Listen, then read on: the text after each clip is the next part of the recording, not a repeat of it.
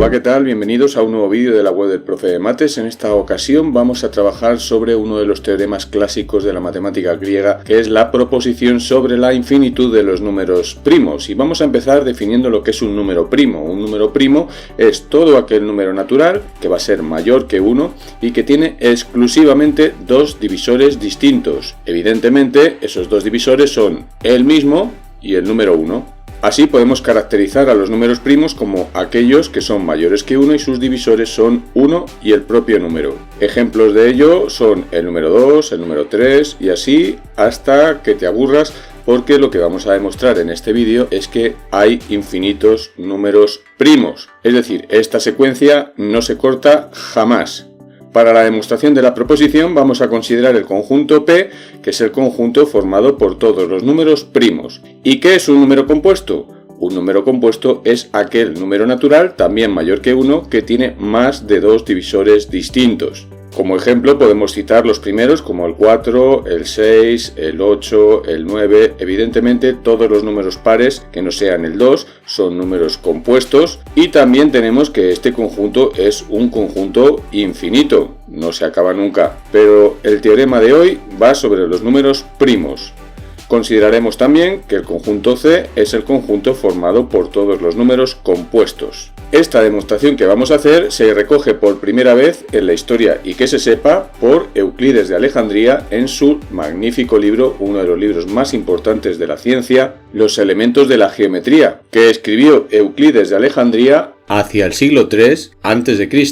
Este tratado recoge en sus 13 libros muchas definiciones y proposiciones, y estas últimas siempre se demuestran. Y para demostrarte la proposición a la que hace mención el título del vídeo, vamos a repasar primeramente otra de sus proposiciones, también incluida en los elementos de la geometría de Euclides, en concreto en el libro séptimo y en la proposición 31, que va referida a que todo número compuesto tiene al menos un divisor primo. Para ello, lo que vamos a hacer es razonar por reducción al absurdo. Vamos a considerar que existe un valor, que le vamos a llamar R0, un valor natural, que es compuesto y que ningún número primo lo divide. Por lo tanto, vamos a considerar el conjunto de los valores naturales R, tal que R divide al valor R0 y R no es ni el 1 ni R0. Por una parte, este conjunto está incluido en los números compuestos, porque como sabemos que ningún número primo divide a R0, de existir números que dividan a R0 y que no sean ni 1 ni R0, estos valores tienen que ser compuestos. Así pues, tendremos que, por una parte, R0 es un número compuesto para el que ningún número primo le divide, y por otra parte, sabemos que 1 y R0, por supuesto, dividen a R0. Como resulta que un número compuesto es todo aquel número mayor que 1 que tiene más de dos divisores distintos, concluimos rápidamente que el conjunto que hemos considerado es distinto del vacío. Debe de existir al menos un valor natural que pertenezca a este conjunto, ya que el número R0 es compuesto y por lo tanto tiene al menos tres divisores distintos, de los cuales uno es el 1, otro es R0 y en consecuencia tiene que haber al menos uno más. Esto nos va a llevar a poder decir que existirá un valor R1 natural, que es el máximo del conjunto que nosotros hemos considerado. Un número que tiene que ser compuesto y que a la fuerza tiene que ser menor que R0 y mayor que 1, porque R1 es distinto de R0 y de 1. Observar que este número R1 tampoco es divisible entre ningún número primo, ya que si así lo fuera, al ser R1 un divisor de R0, el número primo que dividiera a R1 también sería divisor de R0, anulando la condición inicial que nosotros hemos planteado, y es que R0 no es divisible entre número primo alguno. En estas condiciones vamos a considerar a R1 y vamos a volver a construir el mismo conjunto que hemos construido antes para R0, pero esta vez para R1, es decir, el conjunto formado por todos los números compuestos que dividen a R1 y que son distintos de la unidad y del propio R1. Este conjunto es un conjunto de números compuestos y por las condiciones que hemos dado, es decir, R1 es un compuesto que está por encima de 1 y por debajo de R0, de tal modo que no le divide ningún número primo, y a R1 le dividen tanto el 1 como el R1, al ser R1 compuesto, el conjunto anterior también es distinto del vacío. Existe al menos un valor compuesto perteneciente a ese conjunto. En esas condiciones volvemos a hacer lo mismo de antes. Existirá un valor R2, que es el máximo del conjunto que hemos elegido ahora, va a ser un valor compuesto y ese valor va a cumplir que es mayor que 1, menor que R1 y por tanto menor que R0 y vuelve a ocurrirle que ningún número primo le divide. Volviendo a repetir que si algún número primo le dividiera a R2, por ende ese número primo dividiría a R1 y R0 eliminando la condición que nosotros hemos planteado al principio. En estas condiciones lo que podemos decir entonces es que reiterando el proceso existirá una sucesión infinita de valores R sub k, con k en los naturales y es una sucesión de números compuestos, de tal modo que para cada k 1 va a ser menor que R sub k más 1, menor que R sub k, lo que significa que ningún término es igual a ningún otro de la sucesión. Y todos los R sub k para cualquier k natural no son divisibles entre ningún número primo. Entonces, y en ese caso, observamos que la sucesión de términos R sub k es infinita. La sucesión es estrictamente decreciente, lo que significa que no tenemos términos iguales en la sucesión. Y cada término le ocurre que no es divisible entre ningún número primo. En estas condiciones podemos asegurar que la sucesión R sub k tiene que estar incluida a la fuerza en el conjunto de números compuestos que están entre 2, incluyéndolo, y R sub 0, incluyéndolo.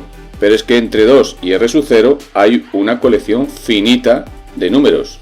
Y la sucesión R sub k con k perteneciente a los naturales es una sucesión infinita de términos distintos 2 a 2.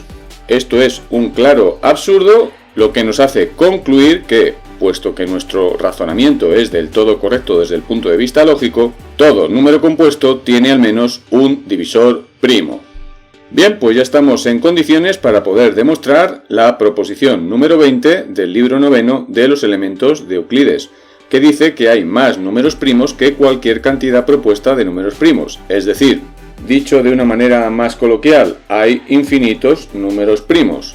Para ello vamos a demostrar, como anteriormente, suponiendo por reducción al absurdo, por contradicción, que el número p de los números primos es finito. Es decir, que existe un natural fijo, de tal modo que p contiene exactamente a n números primos diferentes, desde p sub 1 hasta p sub n. Y como son n números primos, los vamos a numerar desde p sub 1 hasta p sub n. Por lo tanto, el cardinal de p es n. Vamos a recordar entonces que para todo primo ocurre, por definición, que es siempre mayor que 1. Y en estas condiciones vamos a considerar el siguiente número natural que le vamos a llamar q. El número q que va a ser el siguiente de la multiplicación de todos los números primos. Recordar que tenemos n números primos. Por una parte, q siempre va a ser mayor que 1, ya que cada uno de los números primos es mayor que 1, su producto entonces tiene que ser mayor que 1 y si encima le sumamos 1 a ese producto, el resultado tiene que ser mayor que 1. Por otra parte, para todo primo p sub k, con k menor o igual que n, p sub k va a ser igual a 1 por 1 n menos 1 unos y el factor p sub k, único valor que es distinto de 1. Son un total de n factores en lo que estarás conmigo que es igual a p sub k. Pero si nosotros mayoramos cada número 1 por un número primo distinto, entonces sí que obtenemos una desigualdad estricta, de tal modo que p sub k va a ser menor que p sub 1 por p sub 2 por p sub 3 hasta p sub n. Si además le sumamos 1, se conserva la desigualdad estricta y como el siguiente del producto de todos los números primos es q, podemos decir entonces para todo k natural con k menor o igual que n, que el primo p sub k siempre va a ser menor estricto que el valor q. En esas condiciones podemos afirmar que para todo k natural con k menor o igual que n, el primo p sub k va a ser mayor que 1 y menor que q. Observar entonces lo que tenemos. Por una parte tenemos que q tiene que ser un número compuesto. ¿Por qué? Porque q es mayor que cualquier número primo. Así que, aplicando la proposición número 31 del libro séptimo de los elementos de Euclides, tenemos que existe un número primo que divide a Q.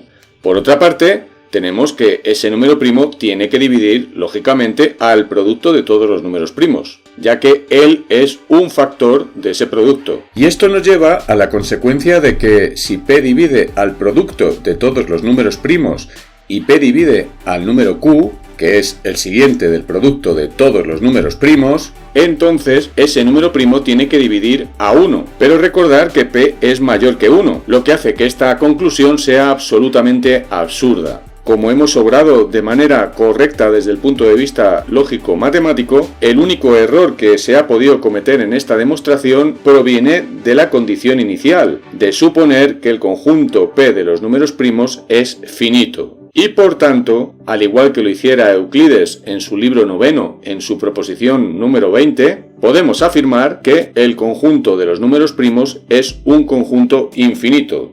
Hay más números primos que cualquier cantidad propuesta de números primos. Espero que te haya gustado esta demostración. No es una demostración nuestra, es una demostración que ya hizo en su día geométricamente Euclides. El fundamento y la contradicción a la que llegamos es exactamente la misma a la que llegó Euclides hace ya más de 24 siglos. Sigue visitándonos en la web del Profe de Mates. Me despido ya de ti. Hasta un nuevo vídeo. Un saludo.